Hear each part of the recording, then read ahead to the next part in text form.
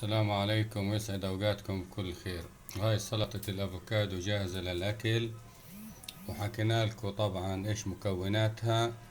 قرنين فلفل بندقهم كويس، شوية ملح، بنعصر ليمونتين، وبنحط طبعا فنجان طحينة، وبنحط حبة أفوكادو بنخرطها، يعني بنطحنها كويس. بنطحن المكونات وبنخلطهم مع بعض وبتطلع معانا بالشكل هذا، سهلة جدا. عملها بياخدش 5 دقايق. وهاي جنبها شوية فلافل وشوية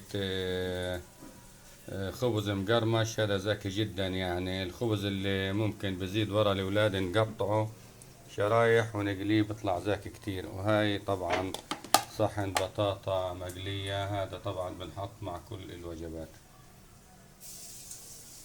هاي وجبة مختصرة ومتوسطة الحال وفي متناول الجميع. وهذا برضو فلافل بيتي، ممكن نشتري عجنة جاهزة من أي بياع فلافل وممكن نعملها في الدار. طبعا سهلة جدا. نطحن حمص مع دقة فلافل مع شوية بصل مع المكونات وشوية سمسم، بكون طبعا عجنة جاهزة. طبعا هو الحمص المكون الأساسي لخلطة الفلافل.